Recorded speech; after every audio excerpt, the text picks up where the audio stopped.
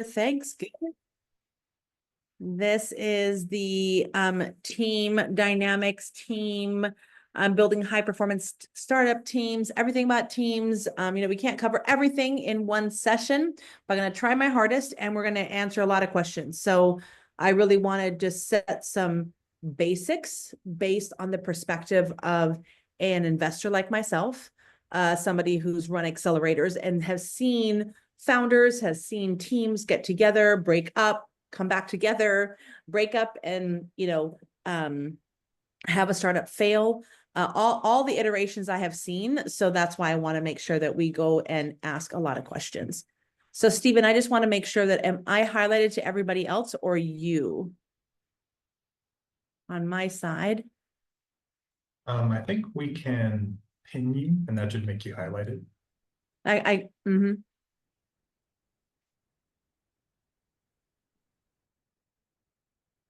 Perfect. I have a little bit of a cough, so I'm sorry about that, but we'll get through it all. Okay, perfect. I'll share right now my screen. And I tried for it not to be a very long presentation. I just wanted to kind of go through a couple of basics of creating cohesive teams, leveraging strengths, and building culture. So you've probably already heard all these things. It's not like you have not heard this as a founder, especially founders that are very active in the ecosystem. You've heard this a lot, but I'm going to try to kind of remind you of a couple things. And then each slide, I'm going to just give you the basics, not basics, but like, what is the core of what we're going through? We're going to go through co-founder dynamics and all of that, and then give you some examples so that you're like, oh, I get it now. Or very easy topic, a very easy concept. But when you take it one step further into how do I communicate that as a founder to investors, that's when it gets a little bit dicey. So we'll go right in basically. Oh, I need to do this so it's full screen. And so the foundation of a team, and you've probably heard this also, is that it's about trust and communication, right? So trust, if you've ever heard me talk, and I always say the same acronym, transparency. It's about transparency, reciprocity between you and us with sincerity and transparency. Trust. Yes. So I think I did it right. I'm a little off today, but anyways, well, sorry, I'm going to do it again. Tremendous reciprocity between you and us with sincerity and transparency. I got it. So you heard all those words, transparent. When you have a foundational team, that transparency of how do you feel about each other? How are you building this? What is your vision? All of that. The transparency seems like an easy word, but when you really dive in, that's really important. Sincerity, right? Saying being able to have honest conversations about the hard things and the good things, right? And you have to think about that you as a starting team, startup team, you're going to be with this team for 5 to 7 years. That is longer than most marriages, right? So in this day and age. So think about that. You're really going to go long with this team, especially if you have a co-founder. And are you ready to have that long haul? And sometimes that long haul means that there's going to be times that maybe one person needs to step away for, let's say, family. So if you really start communicating and you have reciprocity and sincerity and trust, you can have those conversations and the startup does not crumble, right? So I just want to make sure that it's like super easy to understand, but really it has really deep ramifications. And I've seen all the examples. So really it's fostering open dialogue, encourage transparent conversations to build trust within your team. I want to give you an example here. When Ad Astra, this is my VC that I run with Vidya Dinamani and Allison Longpatine, we all three of us wanted to create this VC fund, right? And we were all like all in, but we actually had a very open conversation about what happens if one of us wants to go out, right? What about if one of us wants to focus on kids or focus on something else? We had that conversation when we started. So that fostering open dialogue on the things that you don't want to talk about, I would highly recommend that. Also talk about structure. How do we do incentivization? How do we split equity and stuff like that. I'll go into a little bit further along in the presentation, but that fostering open dialogue can have multiple layers of what happens if, you know, something unforeseen happens. How are we going to deal with that? And setting up parameters to do that. What if we set up structures and somebody doesn't show up? What if? Have all the what ifs and get some structure in part. And that open dialogue is super important. Establish clear channels. Set up an efficient communications paths for seamless information flow. If you heard any VC talking or Y Combinator or anybody talk, it's like you want to be able to have these channels open and clear between your co-founder team and the bigger team that you're assembling, instead of going, let's say, to investors and advisory boards.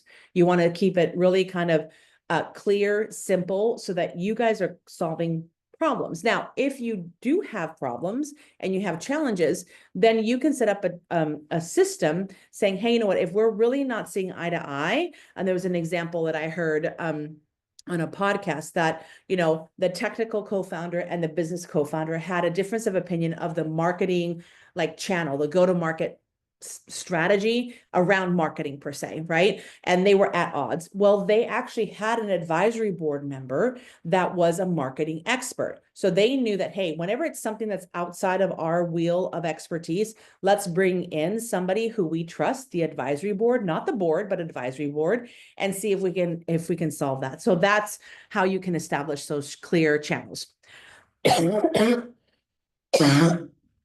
Practicing active listening. Show interest in team members' ideas and concerns. The more that you can really listen, that's why we have 2 ears and 1 mouth, is that we need to hear more than actually speak, right? So think about that always. I always think about the simplest way to remind founders when things go sour or something that is challenging. Think about just listening to people and wait 24 hours before you have that conversation. Because the reason why these are all simple things is because you are literally maybe 2 people running this company for the first 2 to 3 years, and then you're building a really strong team, and then it gets more complicated. So the more that you can set up these really fundamental trust and communication pathways and ecosystem and culture, the better you will be when you are attracting other talent. So let me see if I can go to my next one. Yes. So problem solving, a little bit about that.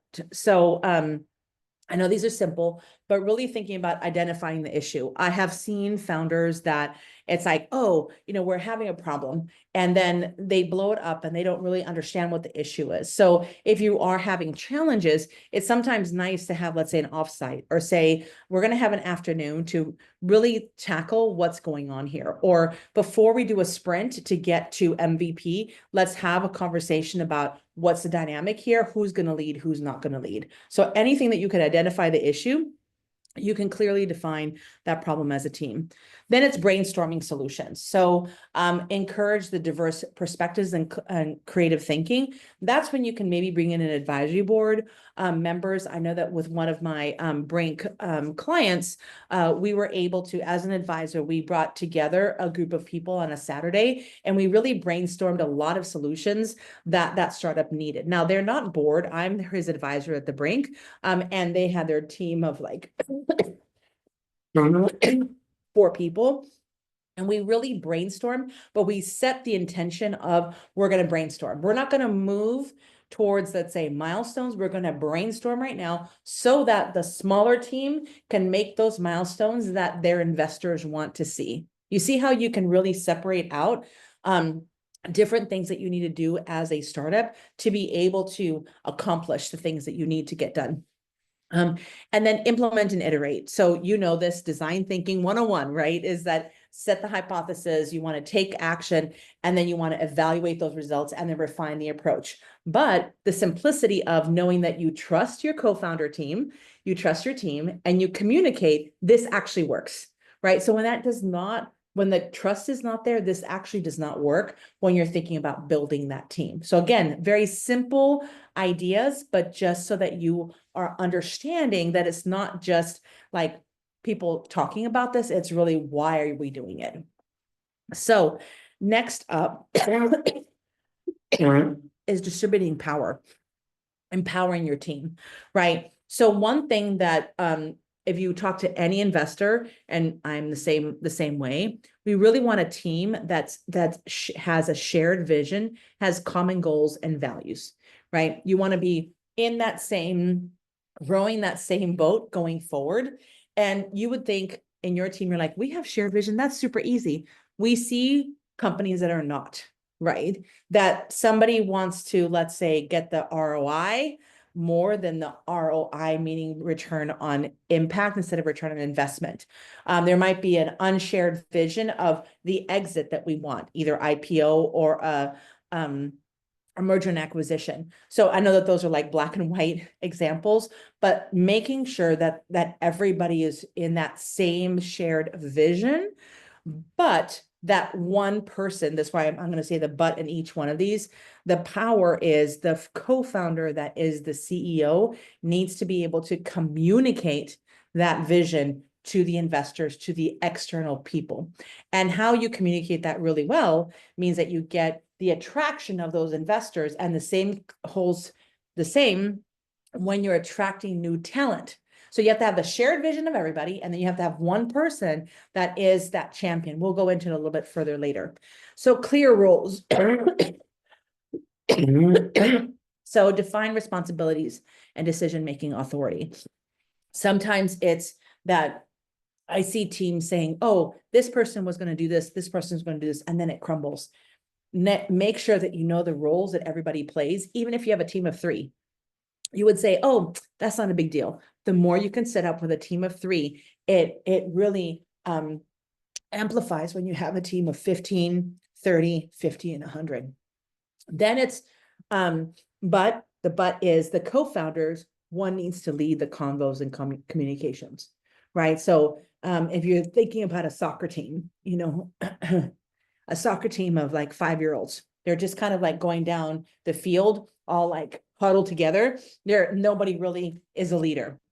But you'll see that when they become older adults in the soccer field, there's a leader that kind of has them go down the field with that shared vision going down. So think about that if you think about a sports analogy. Then it's task aligns to purpose and strengths. So I would highly recommend that everybody does strength finders. I love strength finders. It's only like $5 that you can do as a team, knowing everybody's strengths. So the more information that you have about each person's strengths, then you can say, oh, you know what? The technical person who knows a lot of technical expertise, they're actually a really good, there's a different types of like strengths, a woo, right? Somebody who like woos that can really convince people to join the team. Maybe they are the ones that are doing presentations with the CEO, because their strengths is not just in technology, but of like convincing people. So if you have that strengths and you map them all together, you know who's doing what and what are their strengths, and are they aligned to what their task is. And if it's not aligned, say like, okay, then why is it not aligned? Maybe it's something that they had as a soft skill that is really great. Well, then you just like multiplied that team member to actually do more things. So just think about that. I also recommend when you have board of advisors and actually advisory board members, if you can actually do strength finders with them, then you can say, okay, wow, all of these strengths that we have, we can leverage everything up and be actually able to do more with less.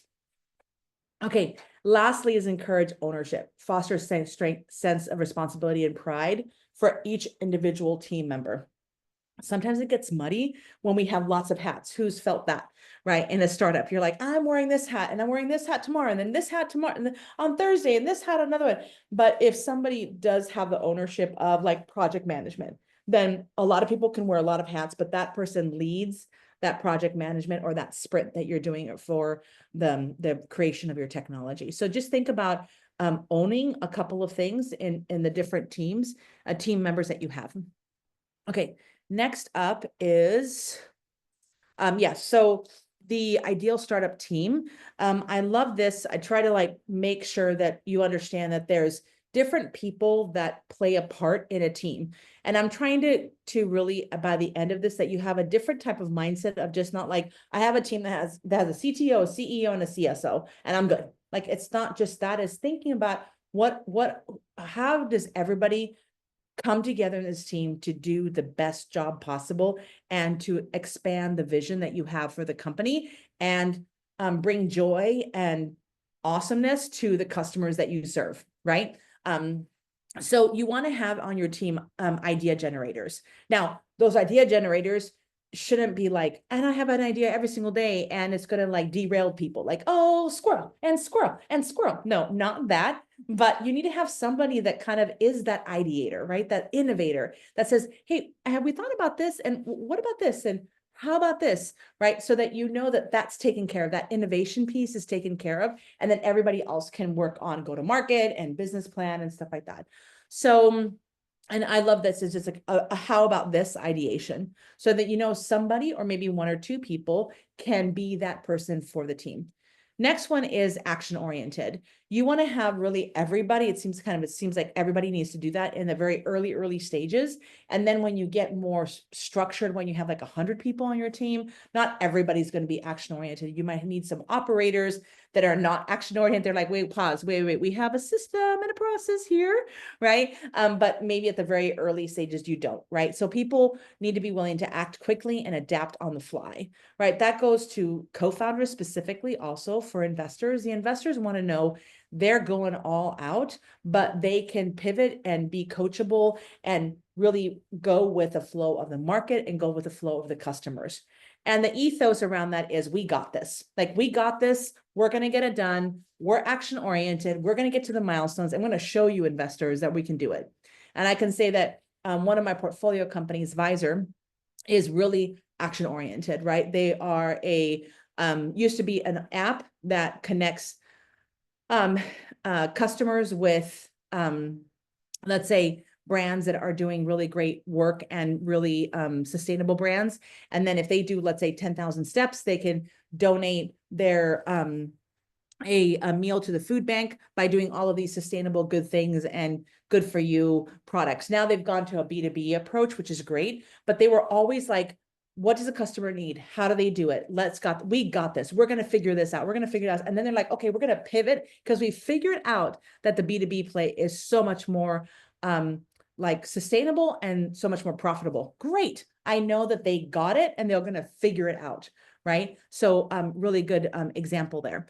Then you need to have on your team the optimists, the ones that have this internal fire with an unwavering belief in the mission. They need to be the ones that when the co-founders, or even if it's like just two people, they're like, let's go. Like, we believe this, we are core of who they are. They're like, we got this. We have this internal fire that's like, we're going to get this done. We're going to change the world. You need that optimist on your team.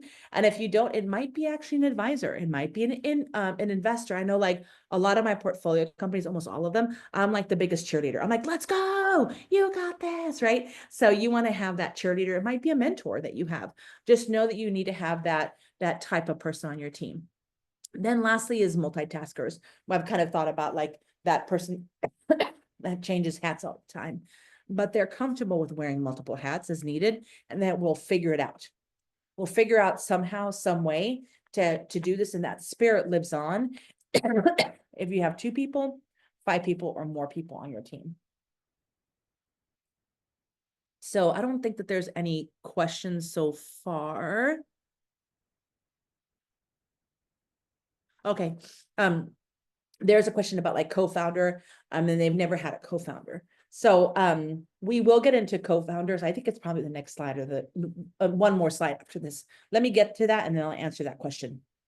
So founder essentials is that the traits for success is vision and passion, but then also adaptability and resilience. So the vision and passion, this idea of passion, I get asked a lot as an investor, because all entrepreneurs are passionate, right? They're like, I love this. I'm going to change the world. I'm super ambitious. Why is nobody investing in me? So I want to like say that vision and passion with a grain of salt of saying you need to also have a good business model, a great go-to-market strategy, the right timing. Let's say if you're thinking about like Uber, right? If Uber was invented and they were like passionate, like Uber is going to change the world, and they were like 5 years earlier, do you think it would have like taken off as much as it did? Probably not. There's a lot of examples like that, but they were there at the right time, right? To be able to take their passion, take their team, take their innovation, really transform how we work with transportation and how we do transportation at the right time. And they had all the passion. So I wanted to give you that example of somebody who, a company that had all the passion at the right time. And there's other ones that didn't had the passion and did not make it, right? So think about those things. And then adaptability and resilience, you've probably heard from a lot of investors, it's about coachability of the founder. So that adaptability and coachability is super important in that, like, let's say alpha co-founder, CEO person, but in the teams that are just 2 or 3 people on the team, all have to have this adaptability and resilience because they're all doing their like paths, right? They're like carving out their paths, making sure that milestones are being set. And then it becomes less, let's say, adaptability and resilience as you're growing your team, but that resilience always stays the same because markets are volatile and customers are fickle, right? You're always going to have setbacks, and that resiliency of the entire team is going to have them go forwards and be successful. So with that, I think that I have next. Yeah. So I grabbed this from one of the founders of Y Combinator. He says the successful founders exhibit frugality. That's kind of like the resilience piece, focus, obsession, and love. And I think that's really important. The frugality piece is something that's becoming more and more and more important as a team and as a founding team, especially through the times that we're having right now with pre-seed and seed companies, is that frugality of doing more with less, saying, okay, I'm going to get to this milestone. I'm going to get my company to this milestone. I'm going to get this revenue so that I can show investors in the next, year or two that we got it and we're getting revenue in and we're growing. Again, that's a little bit different for life sciences companies. But same sort of thing is the frugality of if I was a life science company, I would go after every single non-dilutive grant, NSF, NIH, all the things that I could, because that shows frugality, saying I'm not going to just take an investor's money and like throw it away on all my experiments. I'm actually going to get the validation, like notoriety and the non-dilutive funding from a source that will help me actually do my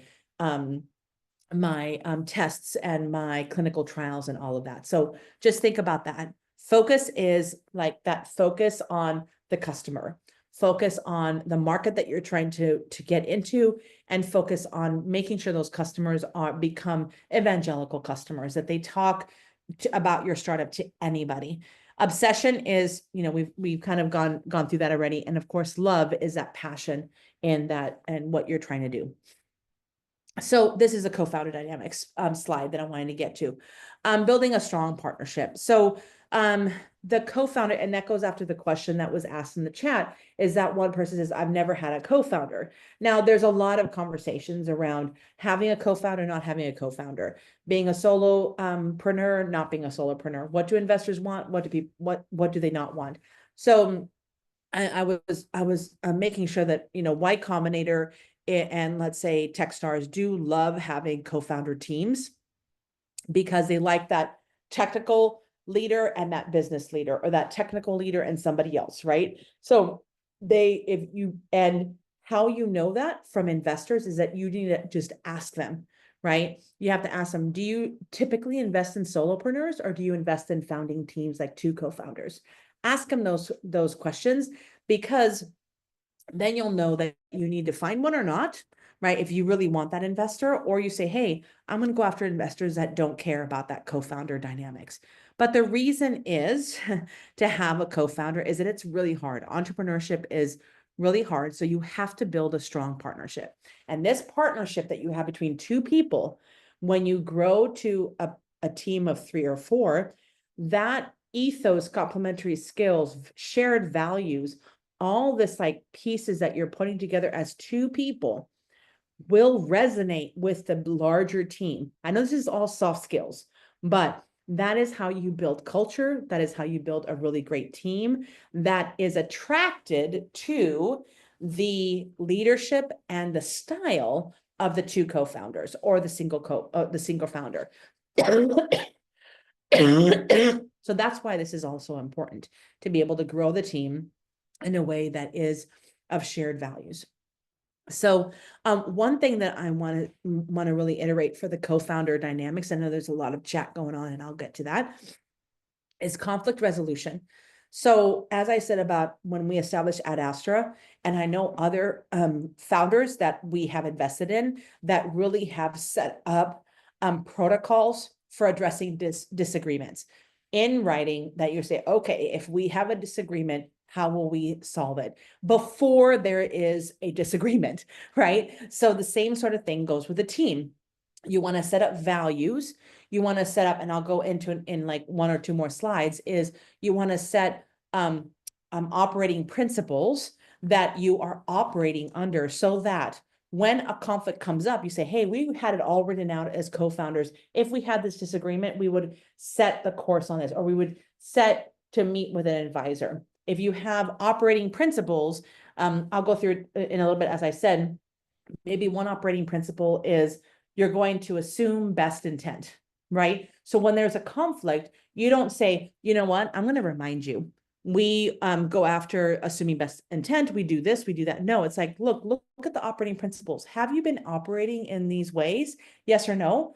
Then you can have an introspection of the team and be able to come out being a stronger team, because you're like, oh, we're creating this culture. We're creating these operating principles, and we have these values that allow us to norm and storm together, right? Create together, be able to like disagree in a very cordial way and find a path forward, because you want that startup to keep on going, right? So the number two reason why startups fail is because of team. The number one is that it goes flip-flop, but the number one that I was seeing some quotes earlier today is timing, right? So timing, and then number two is team, right? Co-founder disagreements, business,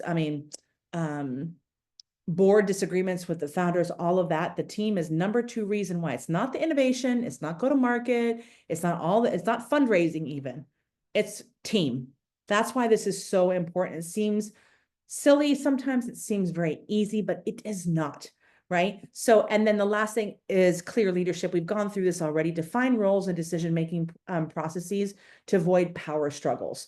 So if you have the processes in place, saying, if we have this power dynamic later on, this is how we're going to solve it.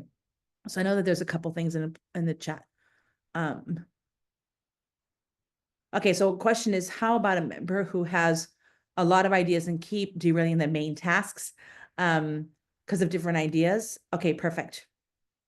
So let me go after that one. And then Mauro, I wanted to make sure, I might be jumping the gun, but I do have, nor have I ever had a co-founder. So I think I addressed that some investors want two co-founders, right? Some investors don't care. You might want to just do it on your own, right? As a founder, and build a really great CTO, maybe chief strategy officer, a chief scientific officer, and maybe a chief marketing officer. If you're really heavy that you're going to go to B2C route and you really need that like leadership and marketing, you can create a really great founding team that you can communicate to investors and others saying, we got this, I got this. I don't have a co-founder, but I have a really strong bench strength of this founding team that will bring this forwards. So the answer is it depends. And also, if you're going after, let's say, somebody like Y Combinator or other investors that you know they're going to want a co-founder, you might want to do a little bit more networking, right? To find somebody that you collaborate with, or somebody that you've known for a really long time, and that you start co-creating together, you start conversing with them about joining your team. So just be aware of like, what's that next step that you might need to have a co-founder before you think you need one. Okay, so the next question was, how about members, going back to this idea of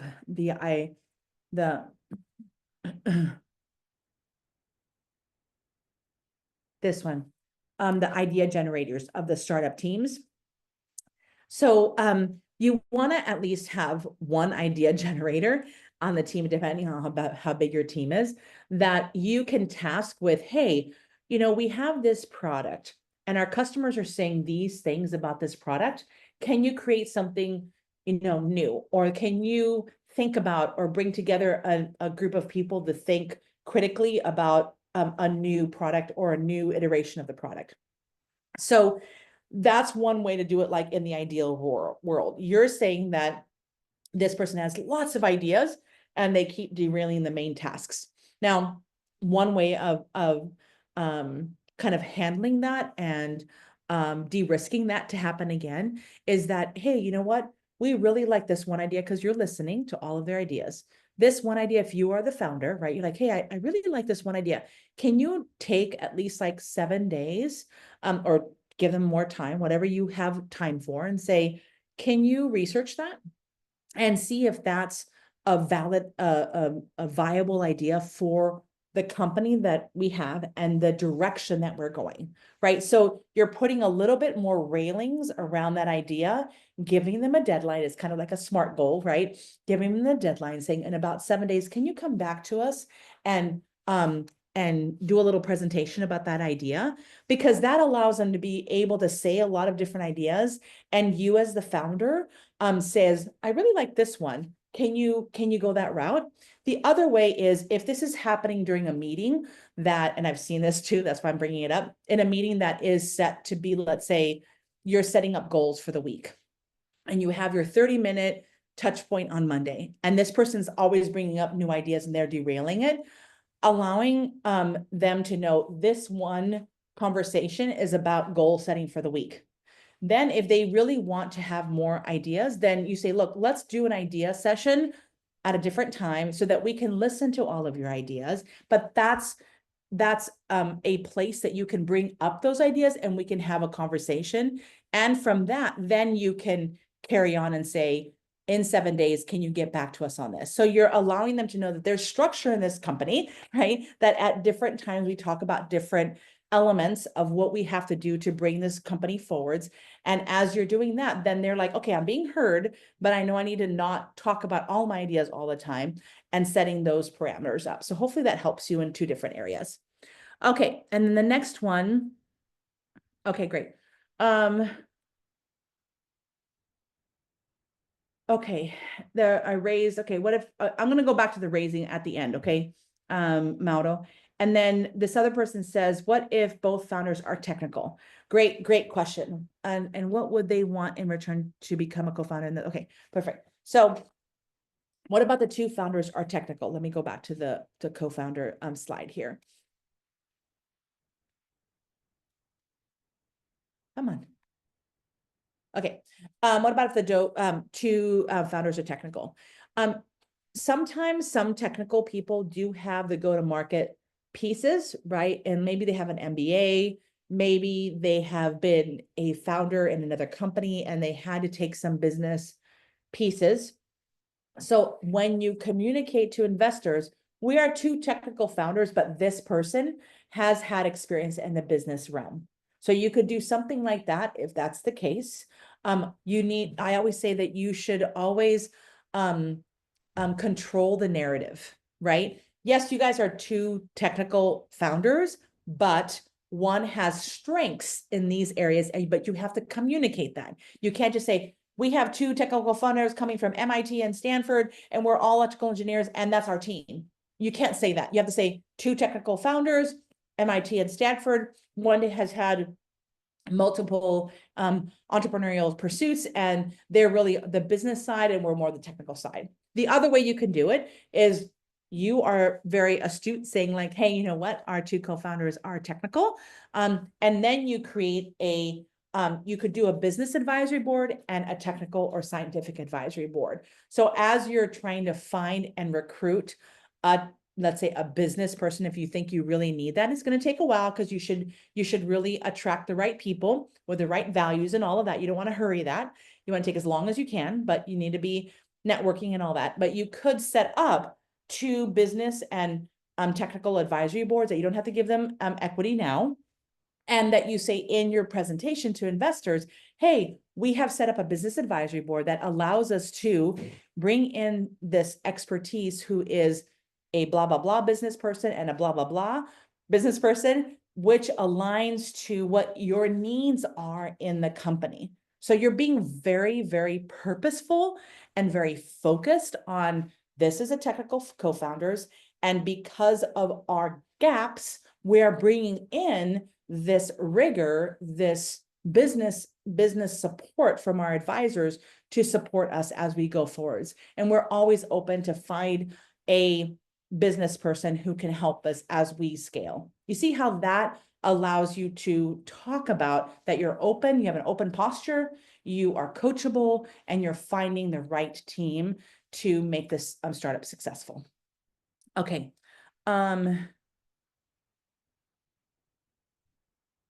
Okay, let me go back to Mauro. I'm going to go back to your other questions later and then get through this whole presentation. Okay. I like this. I thought about this a lot. It's like, we've always talked about the minimal viable product. When I wrote my book, I called it the minimal viable book. So I thought I wanted to play a little bit with a minimal viable team, right? And we've gone through this a little bit in the presentation, but one is this shared passion. You want to recruit team members who are deeply resonate with your mission. That is going to keep people working alongside you and making sure that the startup keeps on going. It doesn't matter the technical pieces and this and that can go up and down. It's very volatile. Oh, it works one day. No, it doesn't work the other way. Oh, it works today. Oh my gosh, it doesn't work. Right. But if you have a shared passion and you resonate with these values and the mission, they're going to stick around. Right. Secondly is diverse skill set. We've talked about this a little bit with the advisors and your team, but really seek complementary abilities to cover all crucial areas. Remember that it's all the technical aspects and the very tactical pieces, but also the soft skills. And the easiest way to attack that soft skill layer is to go have everybody do a strength finders and then you map it all together. And if you need help with that, you can ask me and anybody who does strength finders to support you. And then cultural fit is prioritize alignment with your company's values and working style, right? So you need to make sure that you have conversations of how do we work together? Is it a cultural fit? How do we go forwards with this? And then the growth potential, right? I always say that my notes is someplace else. I loved this piece is the blessing of inexperience, right? It's a Steve Wozniak quote that, before you are told you cannot do it, you have this inexperienced bliss and blessing that you're like, oh my gosh, I can do anything. And you want to really make sure that you find those diamonds in the rough because they are going to have your growth potential for you, right? They can really grow with your company and really be able to have that vision and grow with the vision and the direction that the co-founders or the founder wants to go in. So just think about that. Okay, next up is, sorry. Oh yeah, so I wanted to bring this up because attracting the top talent. So it's not just the co-founder team or the founder that needs to be able to sell to investors.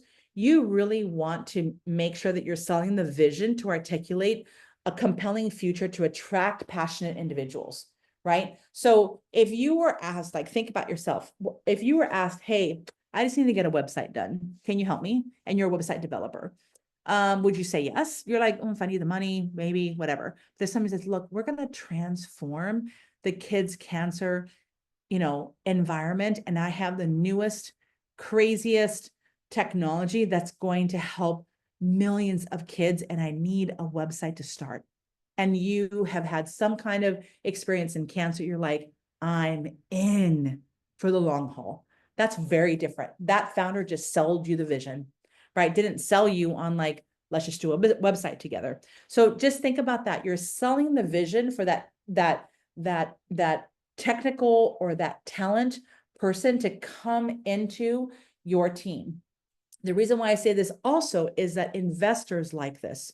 So how you can show that you have sold the vision and articulate the compelling future is if you can attract the right advisory board members, business advisory boards, technical advisory boards, and the MVT, right? The minimal viable team. They're like, oh, this founder got all those people to say yes. Oh, this is awesome, right? And they know that they're being convinced as investors, and you can get co-investors to come in to fill the round. You see how that all is a beautiful place, and a beautiful, like, let's say, dynamic that if you just focus on the team and selling the vision to the team and investors, wow, it becomes more slick and more authentic to what you're trying to build. We've gone through the create the MVT. And then offer equity. So use an options pool 10 to 20. I like an options pool about 20% in any companies that I invest in as a powerful recruiting tool. So investors would be like, do you have an options pool? The options pool is to be able to have 20% of your company designated to recruiting the talent, saying, hey, you know what, if we recruit a talent, maybe a CTO, if you don't have one, we're going to give her 2-3% of the company. And that's how we're going to attract that person to come with a reduced salary. So just knowing you that's how you can attract that top talent. Okay, I'm almost done. So I want to make sure that I'm like, it's 3 more slides.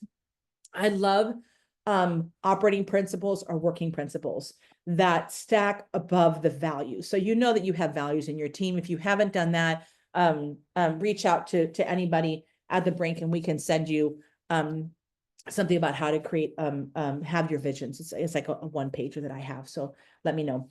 But the working principles for success is really important. As a team, if you can set this up, would be great. So as an example, for Stella Foundation, a not-for-profit that I'm on the board for, and I founded it, we set up working principles because there were things that the team was doing that it was like, why are they seeking outside help? What's going on here? What's going on there? So we paused and said, let's create operating or working principles that we can be successful with. So one of them, as an example, is seek internal support first before external. So that was one of our working principles. The other working principles is assume positive or best intent. And then the other one was embrace feedback, right? Because we were doing so many different things and so much innovation and different events and all of that. So we wanted to embrace the feedback from everybody. We wanted to assume best intent, not like, oh, they're trying to do blah, blah, blah. No, it's like we're assuming positive intent from all team members. So that allows you to have a more open posture, positive posture when you're dealing with team dynamics, presentations, whatever you have. And then going back to seek internal support before external. At the time, we were seeking external support all the time, and then it got a little muddy. So we wanted to encourage our team members to seek support with our team first and see if we can problem solve before we go someplace else. So there's a lot, if you look up operating principles or working principles, you'll see like lists of how you can create that. But that's one way that you can, as a small team, create that. And then every single year you can go back and say, are these still the working principles that we abide by? Yes, it is. And if there is conflict, you're like, hey, did you actually assume positive intent? Not really. let's help you do have better assume positive intent and go forwards that way. So next up, I think this is my last one. Yeah, co-founder dynamics. No, we already did this one. Sorry, it was a repeat. And the last one is just some key takeaways, right? We've talked about trust, fostering open communications, then leveraging the strengths, not just the tactical pieces, but the soft skills, and cultivating a culture where there are shared values, working principles that guide the startup's growth, so that you're all flying in the same direction. Investors see it and they're like, I want to invest. And but more team members are like, I want to join that team. There's something about that team that I want to be a part of. And there's no like recruitment tool better than trust and reciprocity. So I wanted to kind of leave you with that. I will look at the chat. Okay, let's see.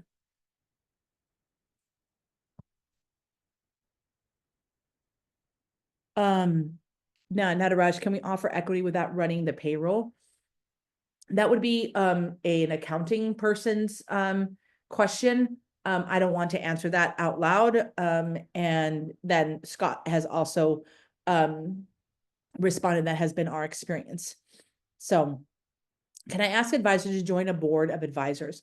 What would they want in return to exchange for lending their credibility? How do I broach the subject? Okay, so this goes back to Mauro, is like sorry, relationship building. I'm going to stop the share so you guys can see me better. And can I get it pinned, Stephen? So just, I'm not seeing somebody else. I'll just keep on going. Oh, here it is. I got it. Okay, so one of the things is the question was, can I advise? Yeah, ask advisors. So it's about relationship building, right? So when you have advisors that you want to ask on the board, there's an advisory board and then there's a board of directors. Sometimes people who join the advisory board, they do want percentage equity. There are some people like that. Usually it's whenever it's a board of directors or some kind of advisory board that they really want that equity and you want that talent to come onto your board. You might want to give them a little bit of equity. But it all starts with relationship building. Personally, for me as an investor, I can be an advisor that's like mentoring a startup for a long period of time because of what I do at the Brink, and support. But when somebody wants me to be part of their advisory board, I really take it one step further. I'm like, okay, I will be there for you on a monthly basis or whatever you need right now, and we will build this company together. I only have a handful of those out of 160 companies in my portfolio. I only do a couple of them because I want to give them my time and my support and my resources, instead of just having like 50 that I do this, right? So that relationship of understanding what advisor you need, how do they interact with startups, what's their take, how much do they want, all of that is not just asking. It's more of that like mentoring. You're talking to them a couple of times. You're like, oh my gosh, this person would be amazing. The only time that I have seen that it's like not like that is, let's say a couple of my startups have wanted like the shiny bright, right, advisor. So somebody wanted like the 23andMe founder on their board. They reached out to them and they got them, right? They gave them like 2% equity of their company because they wanted that to be, part of their like communication to investors. But they got like 1 hour call a year for like 3 years. Does that really help you? Maybe. It depends on what you need of your startup. So that's why it's like, hey, look at your values, look at the strengths that you have, look at the gaps that you need to fill, and say, okay, the gaps that I need to fill, that's how I'm going to bring these advisors in. Maybe you need one that is on like a Zoom call with you every week. And those are more generalists, right? Like get you to go to market, do all the things, right? And then you might need one that you're like, hey, I don't have that expertise in this one very niche market that is very hard. I'm going to ask them and give them something. You might not ever hear from them, but that's that like jigsaw puzzle that you're putting together with that like glue of trust, reciprocity, values, and all of that, right? So that's why relationship building is really important. Okay, so the next question. Okay, Mauro, again, is the title founder or co-founder correct for a person who is joining the company now after I've built the app? Is there another term? Okay, so the co-founder comes in really at any time. It can be after, let's say you build an app, and my answer always is it depends, right? The co-founder can be from the beginning. It can be from like a little bit farther along that you already have the app built, because you really want that person to come on board and be like equals. And you know that investors will see you differently if you have this co-founder like dynamic. And that person might tell you, hey, I just left another company. For me to actually do this, I really do need to have the co-founder like title, and I need to have this much amount of equity. So it all depends on the conversations that you have. And you have to be comfortable with that, right? They might want to come in and be CTO, and that's cool too. Like, and again, that like controlling the narrative and communication is going to be important for you. I have another company on the East Coast, and they wanted to be co-CEOs. I'm like, I've only heard of like a couple people that were co-CEOs. Like, are you sure? Like, it's going to be always something that an investor is going to be like, why are you doing this? And they're like, no, what we're going to tell everybody is blah, blah, blah, blah, blah, blah, blah, all this stuff. And I'm like, okay, this aligns to what they're trying to do in their company. They have something that they want to really attack and be like very forward on it. Sure, no problem. But know that that might come up in due diligence. It might come up with like all these things. So just be ready for that. What do they want in return as a co-founder? It depends. Conversations. If you are co-founders, please, please, please, please, please don't do 50-50, right? You're going to have some kind of options pool when you have like the 10 million shares, and then have one person a little bit more than the other so that one person can make that decision. That's just something that I've found over and over and over again. When it's 50-50, it just does not turn out good in the long run. Okay. I think that's it. That's all the questions that we had. Anybody else have questions? Yeah, Mauro, go ahead. Sorry, I don't know if you can hear me. They got the music very loud. I can hear you perfectly well. So I am solving the problem of high delivery fees for restaurants and customers, while the low pay for drivers. And I definitely need an engineer or maybe two, which I would be more than willing to give co-founder and equity.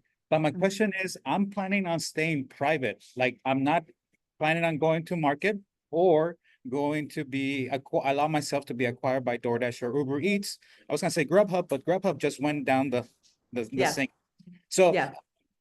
what is the legal, the terms, the packaging that I need to put this offering to them? Because since I'm not going public, it's Yeah. it's not equity. So what is the right terms? What is the right language that I need to be using them? Great question.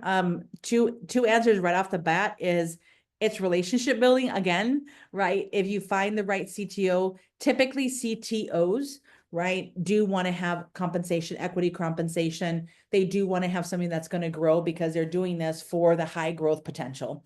But there are some people, like there are investors out there that are more capital conscious. They care about sustainability. They don't want the like 70x return. They love the 15x return. If they could get all of their portfolios to give back a 15x return, they're like super happy as a clam, right? So it's relationship building with the CTO or founder. It might be also better to just hire somebody to do that, right? Instead of giving out equity. But again, it depends. And on the legal things, want to make sure that you know that at the Brink SBDC, we do have legal support. There's also the legal clinic at USD. So I would be asking the questions of like, how do I set it up to them? I just don't want to say incorrect information. And as a startup, it's like everybody's going to support you in this like journey that you're on. And at the Brink SBDC, we really care about all of what you're doing, and we have lots of support and resources for you.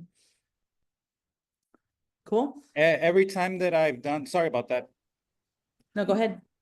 Okay, it's the Brink has helped me go from sole prop to LLC 2 years ago. So right now, that's actually what I want to figure out and educate myself with, because yes, the usual progression for what I do is actually going public or being acquired.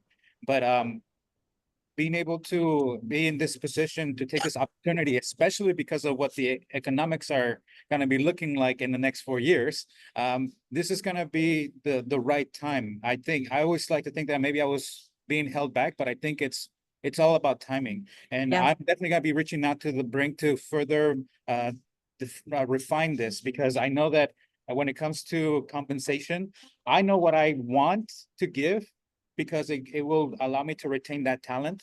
But it's also, I need to make sure that it's in writing so that people feel confident, comfortable dealing with me, especially because I'm a startup. I'd like to tell people that, yes, I'm small, but because I'm small, I work 3 times as hard to get this done. So I'd like to say that thank you so much. And I'll be reaching out to you guys and to get this completed. That's awesome. Yeah, entrepreneurship is like 24 hours a day, 7 days a week, 365 days out of the year for like 7 years. So if it's not work-life balance, it's work-life integration, because it's one of those things, right? Setting up boundaries for yourself and your team is super important.